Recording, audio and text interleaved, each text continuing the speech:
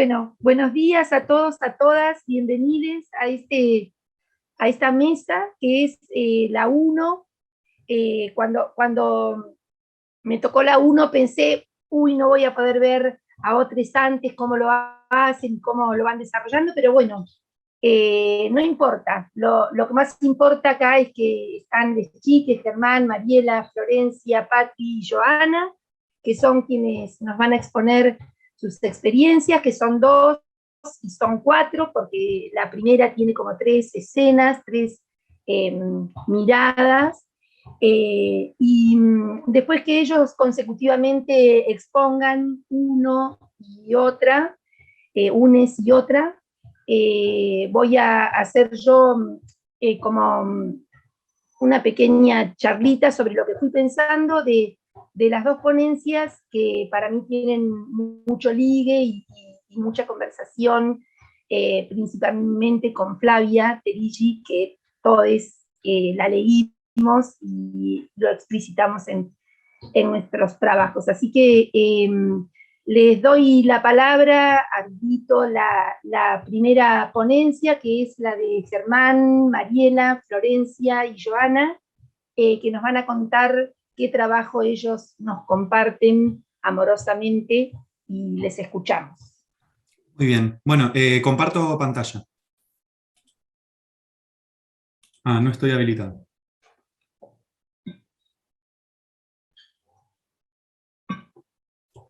Ahí está.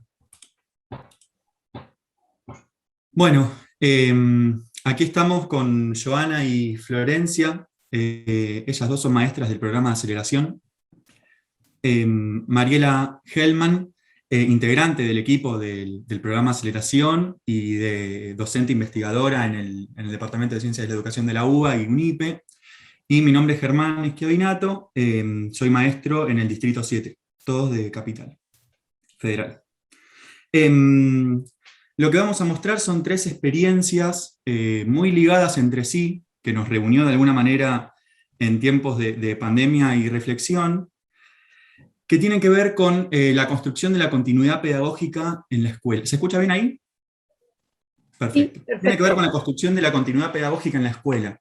De alguna manera, el término continuidad pedagógica tomó un lugar central desde las resoluciones y desde el discurso pedagógico en las escuelas, y eso hizo ya que, creemos nosotros, y en nuestra hipótesis, tuvo como ciertas apropiaciones que se hizo de ese discurso en las escuelas.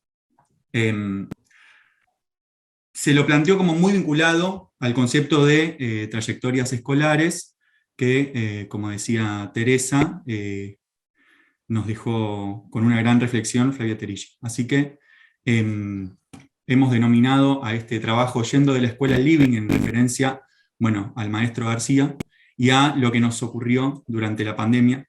Así que aquí vamos. De alguna manera nosotros lo que vimos es que las trayectorias se empiezan a asociar, el concepto de trayectorias escolares se empieza a asociar con sinónimos como si fueran dificultades de aprendizaje, ¿no? Ya cuando se empieza a nombrar en un informe el término trayectoria es porque hay algo que empieza a hacer ruido, y como sinónimo de los recorridos. Estos desplazamientos de sentidos, de alguna manera, lo que hace es ocultar un poco lo que está por detrás, que son las condiciones en las cuales se da la escolarización de los pibes y las pibas.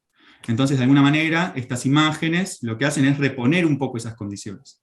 O sea, las trayectorias no son un atributo individual, no son las condiciones personales de un sujeto que está transitando el sistema educativo, sino que son más bien las condiciones que se le imponen desde los dispositivos institucionales para que pueda transcurrir esa escolaridad. Distintos caminos nos van a llevar a hacer distintas trayectorias. De alguna manera, hay ahí como un concepto medio escondido que tiene que ver con que la trayectoria de cada uno está marcada por esas condiciones. Continuidad pedagógica, también el concepto de continuidad pedagógica tuvo como ciertas reinterpretaciones en relación al concepto de las trayectorias.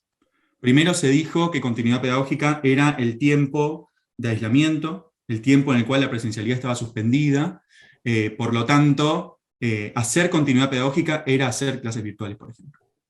Después también se lo llamó como al vínculo, sostenerlo a través de distintos dispositivos, entre la escuela y la familia, y en las resoluciones también, y en las conducciones y en nuestras experiencias, empezó a aparecer como cierto criterio para analizar la promoción. Entonces aparece la continuidad pedagógica también como un atributo. Y nosotros creemos que esta continuidad pedagógica, y es nuestra apuesta y nuestra hipótesis, se construye institucionalmente a través de prácticas que alteran de alguna manera esas condiciones de escolarización. Es decir, interviniendo y haciendo continuidad pedagógica, uno construye acompañamiento y sostén para que esas trayectorias escolares puedan de alguna manera tener un curso que tenga que ver con el derecho a la educación de esa persona, ¿no? Que es como lo que está por detrás de todo esto. Lo que vamos a mostrar son 3 experiencias que hacen a construir de una forma enhebrada esta continuidad pedagógica. Por lo tanto, no creemos que es un proceso, no creemos que es un periodo, no es un propósito, mucho menos es un propósito, o sea, no se puede lograr la continuidad pedagógica, sino que es una práctica institucional que hay que poner en juego a través de distintos dispositivos. Yo voy a comentar la primera experiencia, que es en la que yo estuve participando, y Flor va a comentar otras 2 experiencias, que nada, esperemos que muevan un poco el avispero. Lo que nos pasó cuando arrancó el periodo de aislamiento social, de alguna manera, pusimos en juego distintos dispositivos, clases virtuales, la entrega de cuadernillos, y en estos cuadernillos lo que fuimos armando en la escuela 6 del distrito 7 son los diarios de cuarentena. O sea, fuimos como, de alguna manera, tratando de registrar y dejar prueba de ese proceso y de ese camino, de esa trayectoria que estábamos construyendo. Todo esto, a mí, como en una cuestión más personal, para decir, estuvimos laburando durante todo este tiempo. ¿Y por qué estuvimos laburando? Porque hay un camino que podemos decir que existe. O sea, podemos referir a esa prueba nosotros, los pibes y las familias. Todo esto hicimos. Entonces, cada 15 días entregábamos cuadernillos y fuimos armando estos diarios de cuarentena. Lo que se ve ahí son algunas hojitas de ese diario, porque a fin de año lo que hicimos fue recopilar en el último cuadernillo una especie de diario anual. Entonces, yo les proponía en cada clase revisar lo que había ocurrido en cada mes. Por ejemplo, ahí está el mes de marzo, y ahí ellos tenían que poner con un verdadero o falso, o marcar con una cruz, por ejemplo, qué había pasado en ese mes, ¿no? Que justo es el mes que habíamos estado en la escuela. Entonces dicen, no sé, se rompió el metegol del patio. Entonces tenían como que recordar, no sé, jugamos a un juego en matemática. Como tratar, hay algo del proyecto de María Elena Walsh. Entonces, de alguna manera, lo que construyó el diario de cuarentena y estas memorias es una multiplicación de las clases y de las instancias para que los pibes y las pibas puedan apropiarse y puedan vincularse con ese conocimiento, con ese contenido. Porque la secuencia lineal clásica, didáctica, estaba muy en problemas en este dispositivo. Todo el tiempo se nos cortaba, se caía la conexión. De alguna manera, los diarios de cuarentena nos permitió multiplicar esas clases y que los que no habían podido tener contacto con esos contenidos puedan hacerlo, y los que sí lo hicieron puedan hacerlo desde otro sentido, que enriquezca un poquito más esa mirada. Fui muy rápido porque el tiempo nos apremia. Bueno, muchas gracias. Bien. Vamos, Flor. Hola, buenos días a todos y todas. El tiempo es tirano, nunca se dijo, ¿no? Bueno, vamos a continuar con la segunda experiencia que tenemos muchas ganas de compartir con ustedes. Esta experiencia la titulamos Llevarse una parte de la escuela a casa. En este caso vemos en pantalla, incluso gracias al registro fotográfico, a Matías. Mati es un alumno de la Ciudad Autónoma de Buenos Aires que cursa 5º grado y está alfabetizándose. Para escribir de forma autónoma, él usa como referencia el ambiente alfabetizador. Ustedes lo ven allí. Esas palabras seguras que están en las paredes forman parte del repertorio que él conoce, porque fue construido de manera colectiva. En el espacio de apoyo, eligió trabajar sobre aves. Planificamos instancias de lectura exploratoria, de textos informativos, armado de rótulos, toma de notas, mirando videos. Todo esto fue pensado para luego comunicarlo en una muestra hacia toda la escuela, ¿no? El ambiente alfabetizador fue creciendo. Palabras como pluma, nido, patas, reafirmaban que esto era muy importante, este espacio alfabetizador. Estaban allí, disponibles, los podía mirar, podía sentirse seguro a la hora de escribir por sí solo. El problema fue cuando Mati tenía que volver a su salón, porque esto era todo en un salón de apoyo. Cuando volvía a su salón de clases, no encontraba los mismos carteles. Tal vez encontraba sobre el sistema digestivo, alguna efeméride, pero no encontraba ya ese espacio seguro en las paredes. Entonces pensamos en un ambiente alfabetizador portátil, apto para todo bolsillo de guardapolvo de niño, niña. Consiste en una cartulina plegada, como un bandoneón. Ay, quería mostrarles, tengo algo parecido por acá, ya se los voy a mostrar. Era muy cómodo para llevar de la escuela a casa y de la casa a la escuela. No podía fallar, porque entra en el bolsillo.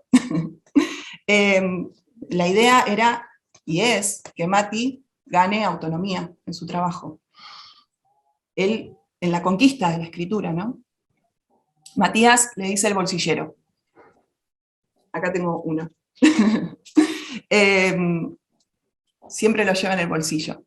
Y ahí, como ven, abajo está la foto de ese bolsillero que le puso un título, todo esto trabajado, bueno, con él, en donde lo tituló "Estas me las sé". Y ven una carita de felicidad, porque qué felicidad, ¿no? Ese espacio seguro que va a todos lados con él, hasta el recreo. Entonces, bueno, lo interesante era que en el espacio que quedaba de tiempo, en el salón de apoyo, él de forma autónoma iba enriqueciendo día a día su bolsillero con palabras que iba adquiriendo. Cuando vuelve la presencialidad completa, porque como escuchamos al compañero Germán, él planteó otro momento, que fue un momento de virtualidad total, ¿no? Bueno, acá estamos contando una experiencia que se empieza a dar cuando comenzamos a vivir ese momento de virtualidad y presencialidad. Entonces algunos días y horas iban de manera presencial, pero la virtualidad continuaba. Cuando ya vuelve la presencialidad completa, el espacio de apoyo es el comedor escolar. Entonces, ¿qué hacemos? Bueno, había que bajar todos esos carteles, todo ese ambiente alfabetizador. Y bueno, dijimos, ¿qué vamos a hacer, Mati? Lo tenemos que pegar en nuestro nuevo espacio. Todos estos carteles que fuimos construyendo. A lo que él dijo, no, yo ya no lo necesito, lo tengo acá, tengo mi dispositivo. Ya está. Él tenía en su bolsillo, tenía el bolsillero lleno de palabras, palabras seguras. Esta experiencia pone en evidencia varias cosas. Primero, qué importante que es acercarnos a nuestros alumnos, a nuestras alumnas, con propuestas seguras para ellos. No importa en el grado en el que estén.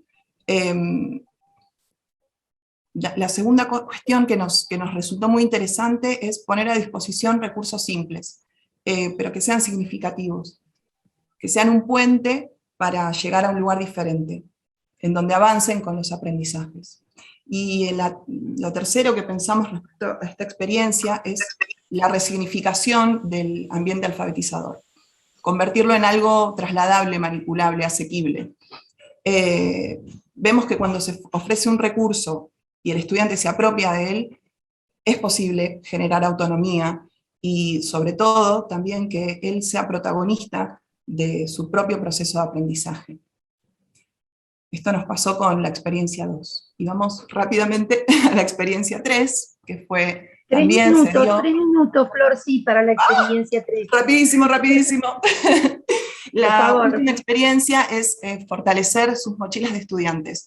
También se da en el momento de transición entre la virtualidad y la presencialidad, en un grado de segundo ciclo, también de la Ciudad Autónoma de Buenos Aires. Pensamos en la última semana, previa a las vacaciones de invierno, armar tutorías, grupos pequeños de niños y niñas que concurran a la escuela de manera presencial en un horario determinado. La propuesta fue enviada por WhatsApp a sus familias para que ellos también formaran parte de la tarea, que era juntar todos los materiales, todos, cuadernillos, hojas sueltas, carpetas, cartucheras, papelitos, todo lo que esté dando vueltas, que se haya trabajado durante la primera mitad del año, básicamente de forma virtual, que lo pongan en la mochila y concurran a la tutoría con un horario indicado a la escuela. Cuando llegaron, entraron al salón, se reencontraron con ese espacio, con un pequeño grupo de compañeros y compañeras, y desplegaron todo lo que habían hecho durante esa primera mitad del año.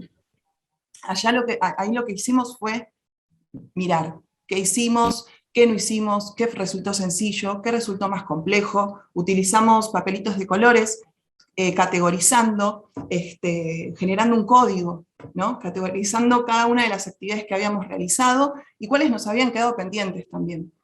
Se generó como un código compartido entre el grupo. Fue muy interesante. En ese momento también se entregó un pequeño cuadrito, que fue como un registro de asistencia. En ese registro de asistencia se incluían los encuentros que habíamos tenido de forma virtual y presencial. Allí ellos colocaban en cuál habían participado, en cuál no, eran en todas las instancias que habían podido participar. Se consideró que la tarea en ese tiempo fue realmente muy diversa y permitió esta tarea ser visible a los chicos y a las familias, porque también estuvieron incluidas, cuánto de lo escolar pudo llevarse a cabo y cuánto pudo aprovechar cada uno y cada una de las propuestas. Cada mochila, cada pedacito, formaba, en realidad, el aula completa, formaban la identidad del grupo, sus fortalezas y sus debilidades, y así conformaban la radiografía de la heterogeneidad de los recorridos de cada uno y de cada una. Corrí. Una pinturita con el tiempo, estamos muy bien, son y 48 e iniciaron y 33, así que estuvieron muy bien. Gracias, gracias. Hay un montón de mensajes que les felicitan y que les piden que les hagamos llegar las experiencias. Bueno, se ocupará la gente del Congreso de eso. Más adelante lo hablamos y vemos dónde queda publicado para que puedan acceder a la experiencia. Escuchamos ahora, ustedes tendrían que dejar de compartir pantalla, Germán, no sé cómo sacar eso que se puso atrás. Ahí está. Y Patri, ¿estás lista? ¿Sí? Sí, acá estoy, ¿me escuchan bien? Dale, sí, te escuchamos muy bien. Bueno, bárbaro. Presentate primero, dale, decide dónde sos. Sí, primero y antes que nada quiero felicitar a los compañeros anteriores, porque estuvieron espectaculares las propuestas, súper interesantes. Y bueno, ahora yo les voy a contar un poco acerca de lo que trabajamos nosotros, un poquito más lejos. Mi nombre es Patricia Costa, soy profesora de enseñanza primaria, soy traductora de inglés y también soy policía de mi provincia. Y actualmente, y por suerte, puedo desempeñarme en todas mis profesiones. Les voy a contar un poco lo que nos pasó a nosotros. Me presento por primera vez en este congreso, el año pasado fui asistente, estuve buscando información acerca de capacitaciones y bueno, me interesó mucho esta propuesta y me atreví a anotarme para poder contarles la vivencia que tuve el año pasado, en este 2020 tan especial y en un colegio un poco más alejado de Tierra del Fuego. Como ya les comenté, soy profesora de enseñanza primaria y hasta fines del año pasado estuve trabajando en una localidad de la provincia de La Pampa, que se llama Anguil, se encuentra a 25 kilómetros de la capital donde yo vivo, en aulas de quinto y sexto grado, y actualmente me desempeño en los mismos grados, pero en Santa Rosa, en la capital de La Pampa. Entonces, esto que nos pasó tanto en esa escuela de Anguil como ahora en Santa Rosa. Y bueno, lo seguimos trabajando, ¿no? Creemos, obviamente, que el 2020 marcó de alguna forma nuestras prácticas de enseñanza y aprendizaje, y no fuimos la excepción, así que voy a comenzar a contarles acerca de lo que nos pasó, y muy relacionado con las experiencias anteriores de los chicos. Nosotros pudimos desde el primer momento observar cómo esta pandemia generaba adeptos y opositores, obviamente, en cuanto a la tecnología sobre todo, y dio aparición a la gran brecha digital existente con sectores sociales marginados. Mi experiencia educativa me llevó a reconocer que indudablemente las formas de aprender y de enseñar se habían o se debían modificar, y ver cómo generar formas de aprendizaje que nos permitieran la apropiación del mismo. En mi caso en particular, como la mayoría de ustedes, los recursos utilizados o propuestos fueron varios. Las salas de Zoom, Classroom, audios, entre otros. Y obviamente que uno de los problemas que se presentó fue la falta de internet en los hogares, y por lo cual se notaba la gran diferencia o la gran ventaja, desventaja respecto de algunos alumnos con otros.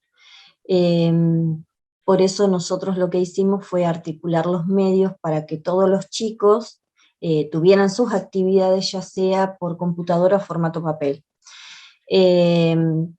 Muchos de nuestros alumnos no tenían computadoras, entonces lo que se hizo este año, por ejemplo, fue a algunos poder llevarles a través del cadete las actividades, para que todos tuvieran la misma, no sé si la misma línea de la secuencia que íbamos trabajando. Y bueno, este cadete llevaba y traía las actividades. El año pasado, cuando fue ese cierre total, estuvimos unos días obviamente desconectados con aquellos que no podían o que no tenían acceso a internet, y bueno, después lo fuimos recuperando justamente con estas actividades que incluso en algunos casos, una vez que se habilitaron algunas salidas, las docentes llevábamos y acercábamos a cada uno de esos hogares donde no llegaba el internet. En cuanto a la elección de esos recursos, se realizó teniendo en cuenta dos componentes que estaban estrechamente vinculados, como era cómo funcionaba la tecnología y para qué debía utilizarse. Y por eso en cada planificación de las clases se tomaron decisiones pedagógicas para establecer objetivos, determinar una estructura flexible y diseñar actividades con TICs para ir aprendiendo realmente juntos. Luego de eso vino el tema, justamente a lo que se refiere esta ponencia respecto a la evaluación. Había que definirla, y en cada jornada, que teníamos jornada institucional a través del Zoom también, aparecía nuevamente este tema, y me acuerdo que en una de esas jornadas institucionales tuvimos que definirla y situarnos en un primer momento en especificar qué iba a ser la evaluación para nosotros, cómo la íbamos a desarrollar y demás. Entonces salió a colación la definición del diccionario de ciencias de la educación y cómo íbamos a hacerla nosotros, y llegamos al acuerdo de realizarla como una actividad sistemática, continua, una actividad integrada dentro del proceso educativo, que proporcionara la máxima información para mejorar este proceso y bueno, teníamos que reajustar objetivos, revisar críticamente los planes y los programas, los métodos, los recursos que íbamos a utilizar sobre todo, porque nosotros estábamos aprendiendo junto con los chicos, no habíamos tenido previo a esto alguna capacitación respecto a qué podíamos llegar a hacer o cómo podíamos llegar a utilizar la tecnología. Se tuvo en cuenta entonces lo que históricamente se hablaba de la evaluación respecto a un paradigma cuantitativo, y nosotros no queríamos eso, sino que queríamos llevarlo al lado de lo cualitativo. Sabíamos que el paradigma cuantitativo en la praxis ese enfoque tenía sus limitaciones, ya que solo se tenían en cuenta aspectos descriptivos de la evaluación, dejando de lado los explicativos, y la segunda, había aspectos de formación de los estudiantes que no se podían reducir solamente a resultados o a números. Entonces, nos inclinamos por el otro tipo de evaluación, que dependiendo de los matices, recibe diferentes nombres, que son los que trabajamos generalmente la mayoría, que son evaluación formativa, alternativa, continua, de procesos, una evaluación por competencias. Y bueno, eso también fue modificando nuestras planificaciones o nuestras secuencias. Creo que logramos que la evaluación fuera continua, y también pasó inadvertida para los chicos, ya que la iban haciendo en su cotidiano, en su día a día. En esta situación la educación fue diferente y requirió de una innovación pedagógica, obviamente. Se trató de evitar la estandarización y poder evaluar el aprendizaje de los chicos de acuerdo con las particularidades que tenía cada uno.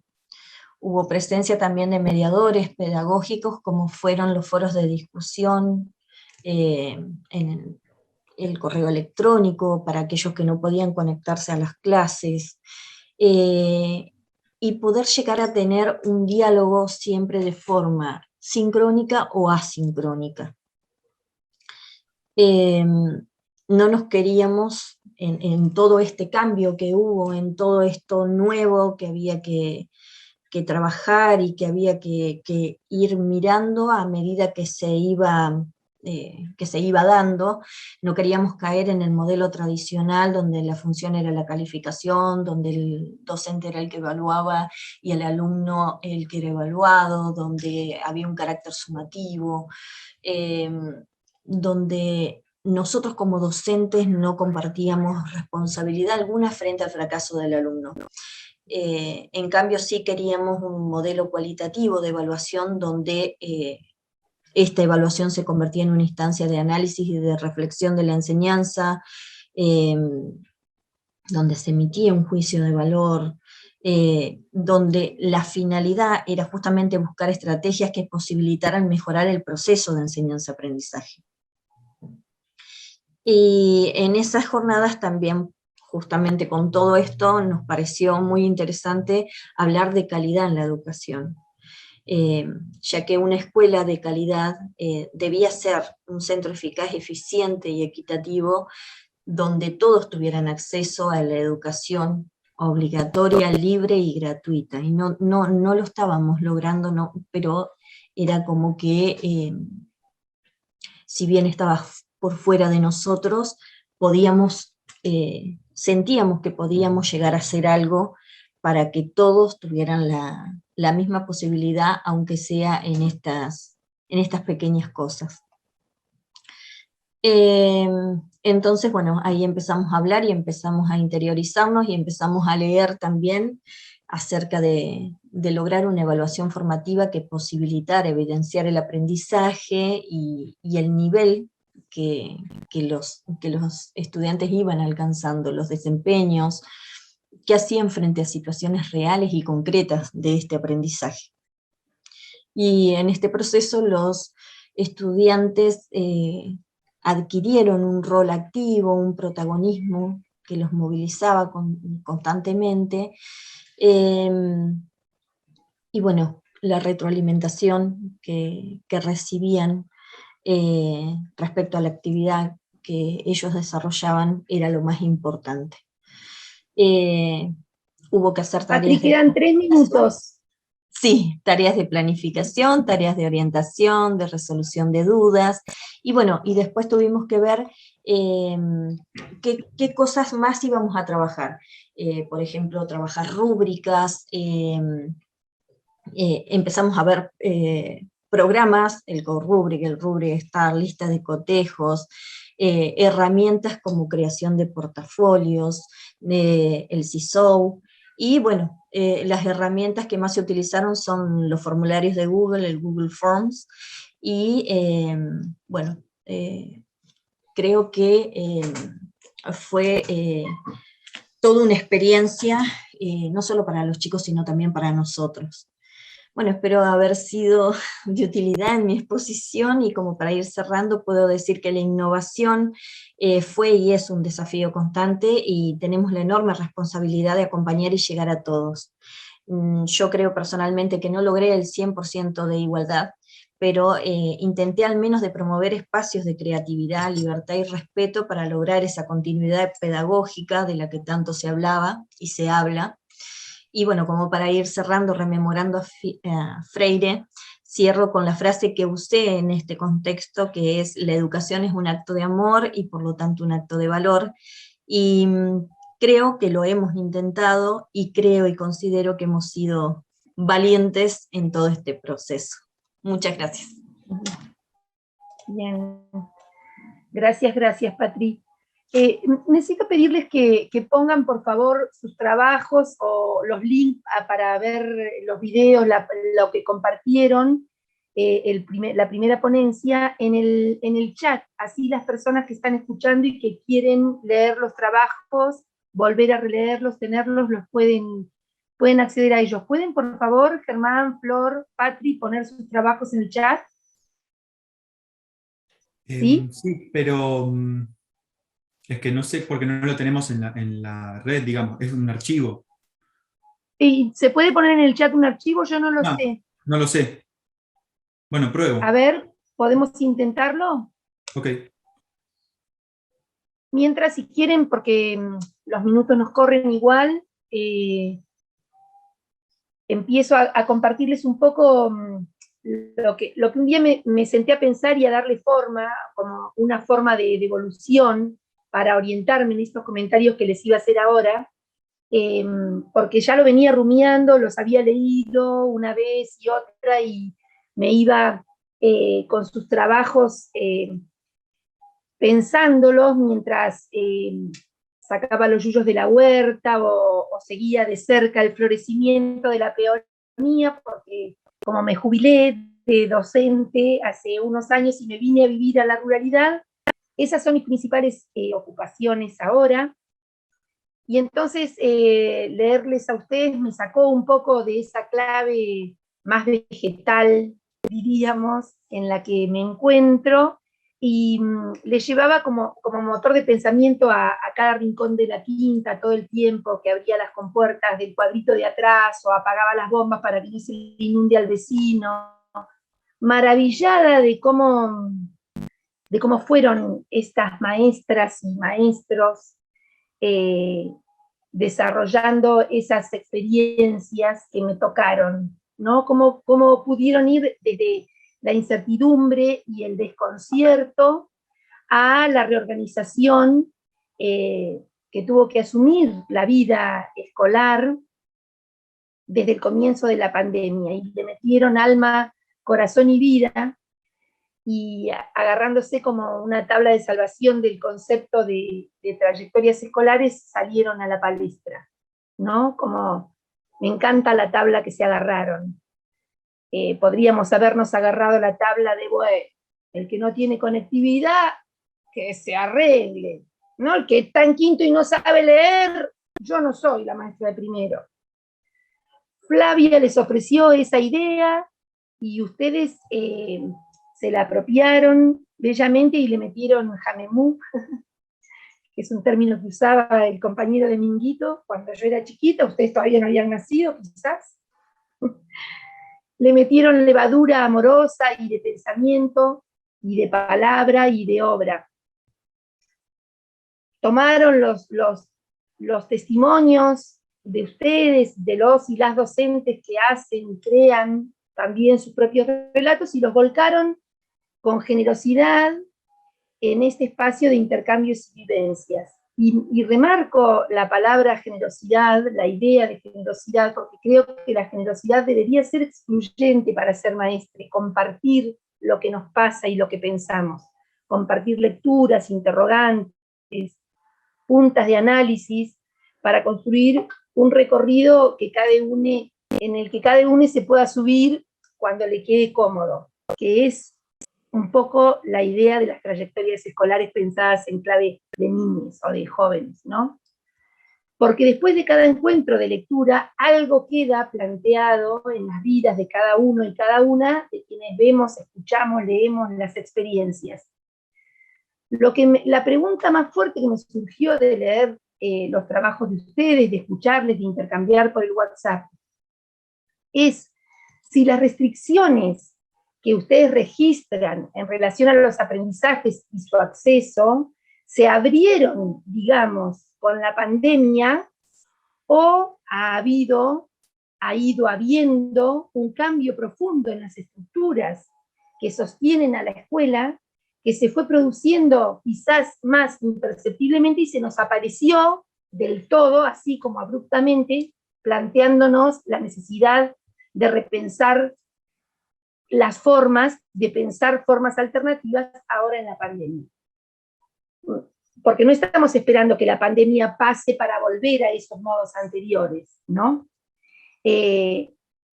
Ambos trabajos proyectan algo nuevo, proponen un modo vincular desde el amor, y cuando digo amor me refiero a un registro pormenorizado del otro, a la capacidad de prodigar una mirada singular que pide esa singularidad, valga la redundancia, cuando aún resuenan planteos que invocan reposiciones, recurrencias, diseño de la bimodalidad, la plurimodalidad deberíamos diseñar, quizás nos quede la plurimodalidad alegre y fuertemente instalada para siempre, y digo para siempre, un tan para siempre como puedan nuestros cuerpos sostener.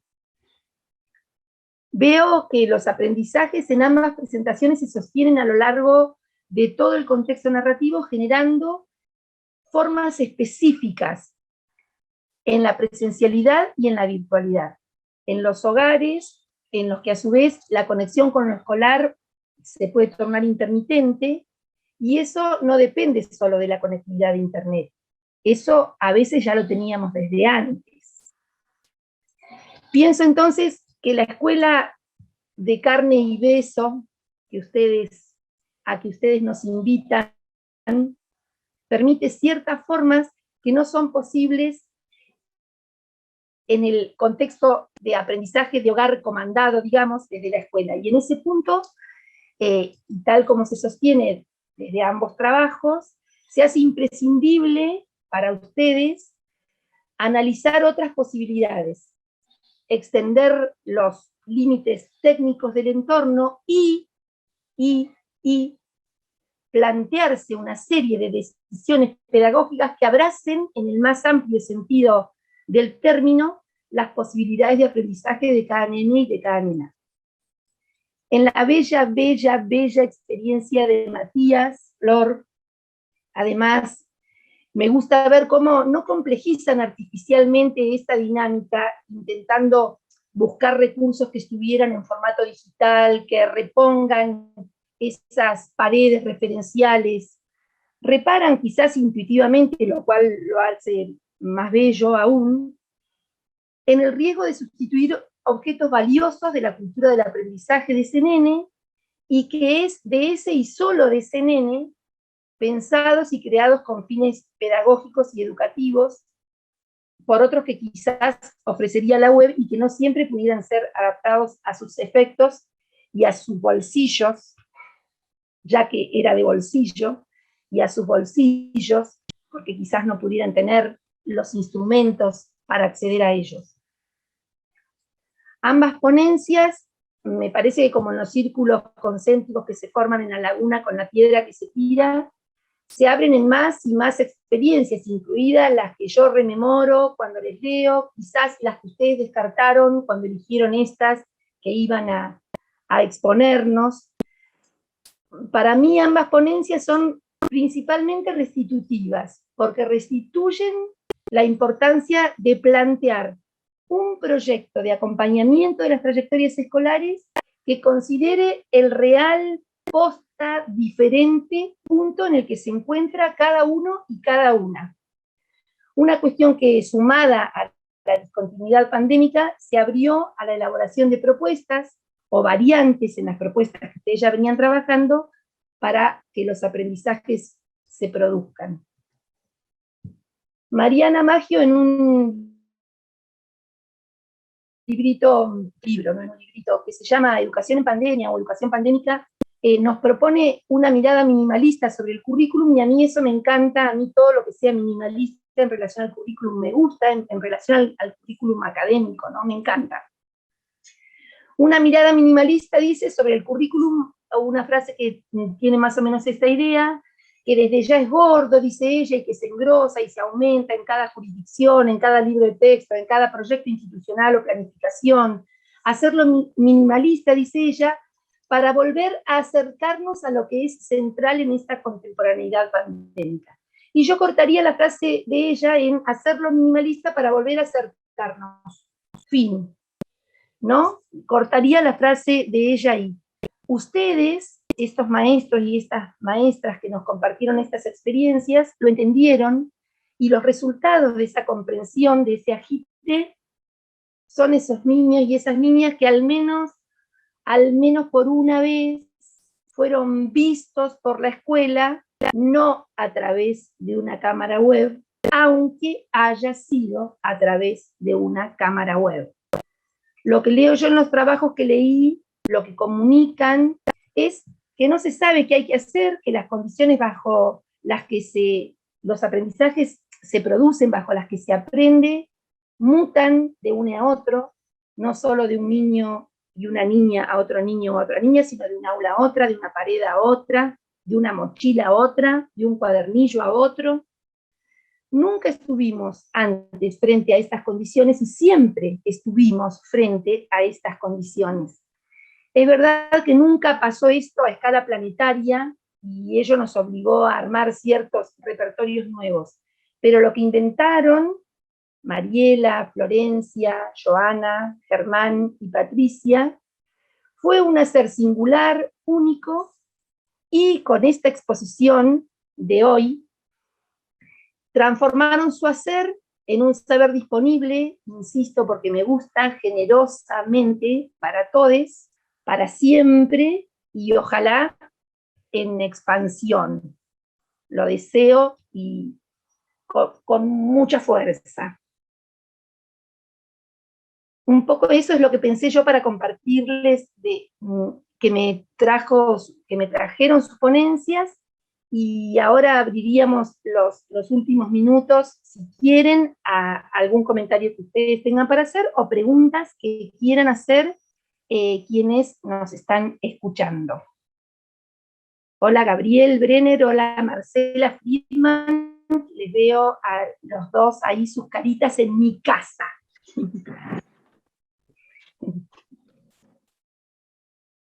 ¿Alguien tiene algo para decirnos? ¿Para preguntarnos? ¿Para sumar? ¿No? Germán, Florencia, Mariela, Joana o Patricia, igual ustedes pueden sumar algo más si quieren, una pregunta, algo. Yo quería preguntarles, me encantó la experiencia de cómo están todas, todos, los saludamos. Hola Marcé. Me encantó escucharlos. Emocionan esas experiencias divinas, uno puede ponerse en... Conocemos a muchos y muchas chicas que no tuvieron bolsillero, que no tuvieron esa posibilidad de mirada en la escuela, de cuidado en la escuela, y quería preguntarle a Flor si además de ese bolsillero hubo otros en la escuela.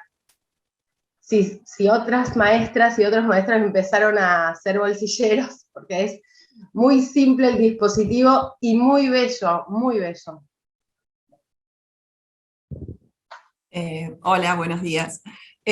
Algo que quiero decir, porque me resulta muy importante, es que el trabajo del bolsillero lo transmití yo, pero es un trabajo muy pensado y realizado, ejecutado por nuestra compañera Joana Di Marco, que está presente en la sala. Ger y yo pusimos como la carita y la voz, pero está Joana, ella llevó a cabo el bolsillero en su escuela, y incluso, no sé si contar casi, pero es un trabajo que continuó. Matías, este trabajo de investigación no se detuvo en esto.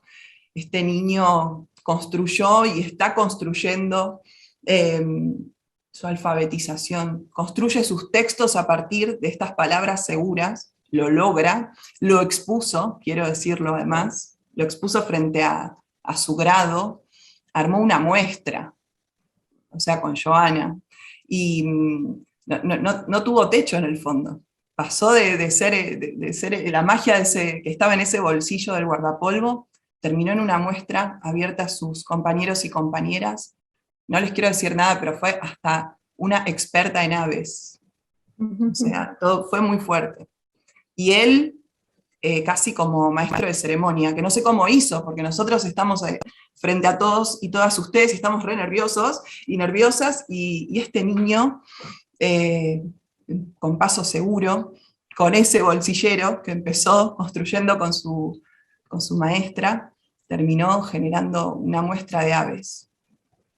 Con respecto a la pregunta puntual, Marcela, entiendo que el trabajo se realizó en el espacio de apoyo. Por eso, bueno, también nuestro deseo de compartirlo y de escuchar otras experiencias también, ¿no? Igual como pensaba yo, esto de, bueno, que tampoco es ninguna novedad, pero es una imagen que a mí siempre me sirve mucho, esto de la piedra en la laguna que se va ampliando en círculos concéntricos. Entonces, el que lo hayan escrito, el que lo hayan presentado, el que lo hayamos compartido, el que ahora haya mucha otra gente escuchándoles, además de sus compañeros de trabajo en las escuelas, es sin duda para mí casi una certeza de que en algún lugar, en algún momento, esas semillas germinan después, quizás en una experiencia diferente, pero con algo que se escuchó, con una palabra que se dijo, con un gesto, con un movimiento que en algún momento alguien vio o registró.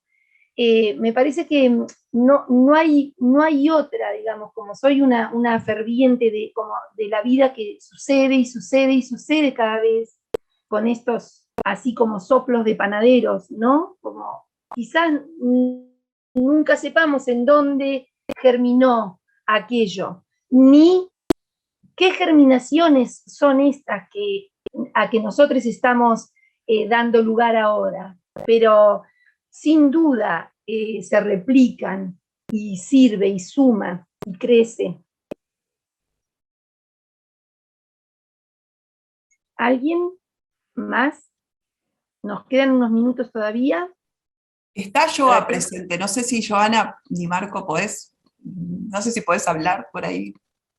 Por ahí están... Hay mucho ruido acá, pero es así como lo contaste vos, Flor, y lo pensamos todo con Mariela Hellman, que está ahí también en la reunión, que también algo que destaco es esa posibilidad de conversar las planificaciones para que se enriquezcan. Así que, y cómo se activando la red, porque una conocía a una especialista en avistaje de aves, otra conocía el dispositivo bolsillero que lo había practicado en otra escuela, así que bueno, es eso, como vos lo contaste, eso fue así.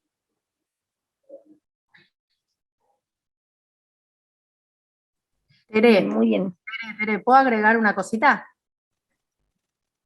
Tere. Dale, María, ¿cómo no? Bueno, hola, gracias a todos, todas por sumarse. Me parece que ahí tomé nota de cosas que vos dijiste con esa lectura amorosa y generosa de nuestros trabajos, y ahí me parece que hay un punto muy importante, muy relevante, que es que estas estrategias, que son muy artesanales, muy hechas en el día a día del trabajo compartido en las escuelas, tienen valor en tanto están intentan contemplar la responsabilidad para el todos de la escuela y para el cada uno, cada una, ¿no? Y entonces, a la pregunta de Marce, si esto se replica, ojalá que a quien le sirva así, pero ojalá que no, que haya otros recursos, ¿no? Porque me parece que de alguna manera, si ahora, bueno, repartimos todo bolsillero, pasa de vuelta, no, ya sé que no lo decimos Marce en ese sentido, pero aprovechamos este espacio para intercambiar con colegas, ¿no? Claro. Que es poder contemplar dónde ahí se suma, dónde le armamos la zanahoria, dónde le armamos el caminito, dónde no, de un grupo de maestros, maestras que pensamos juntos, luego de sufrir por los puntos de partida de algunos chicos, traspasamos ese primer horror, ¿no? Y avanzamos pensando, bueno, ok, lloramos, nos lamemos las heridas y ahora ¿qué les proponemos, no? Entonces me parece también solo contemplar dos cosas, que en este intercambio, toda esta secuencia que fue armada en el marco del programa de aceleración, las maestras de grado, al ver que no es que comparten necesariamente ni la forma de trabajo, pero al ver los avances de este alumno, se suman con alegría, ¿no? Y esto me parece muy importante también, que en general, digamos, todos queremos que les vaya bien a los chicos de la escuela, entonces se suman, le dan un lugar, ¿no? Esa exposición fue posible de ser hecha porque hubo otras maestras que no son del programa, pero que contentas con los avances de este alumno, este estudiante, que puede ser otra, bueno, o convidan un espacio para que ella, en este caso él, sea protagonista, ¿no? Esto me parece muy importante. Y una cosa que Joana me compartió más en nuestros intercambios de trabajo de WhatsApp, entre otros, es que las propias maestras señalan que este alumno que dormía en el grado porque estaba muy afuera de todo, ahora reclama que le expliquen cuando no entiende, ¿no? Y esto me pareció como de una potencia, digamos, una situación de mucho empoderamiento, ¿no? Cómo supone posicionar a los chicos, a las chicas en otro lugar. Bueno, a mí un poco se me liga esto último que decís, Mariela, con un poco esto que yo pensaba, ¿no? Esta escuela, que ya venía con un montón de problemas de comunicación y de conectividad, ahora que vino la pandemia, reclama que todos podamos acceder a esos saberes, a esas formas de la escuela de compartirnos modos y miradas, ¿no? Entonces, digamos, no es que estamos inventando formas ahora porque la pandemia nos dejó fuera, sobre todo en lugares en donde como donde se desarrolla la ponencia de Patricia, ¿no? Como en lugares cuanto más alejados de Cava, más difícil era la conectividad siempre, antes de la pandemia también. Entonces, esa escuela que antes se bancaba durmiendo la falta de conexión con lo que necesitaba cada pibe y cada piba, ahora se puso las pilas para llegar a cada uno, subirse a la lomita con el celular y conectarse, encontrar el modo de sentarse en la vereda de la escuela, que es la única del paraje que tiene antena y que engancha la señal, y me parece que está bueno que ante esta disrupción tan fuerte y tan potente mundial que tuvimos, podamos sentarnos a pensar en la singularidad de nuestro propio territorio, de nuestra manzana, de nuestro cuarto de manzana, de nuestro terreno, ¿no?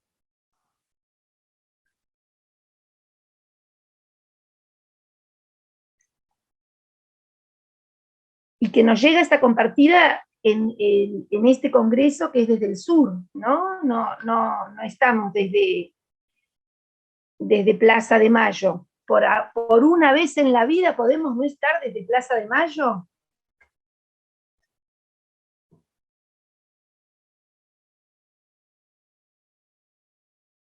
No sé si alguien más tiene ganas de decir alguna cosa. ¿Ninguna pregunta? Después se corta y se corta, ¿eh?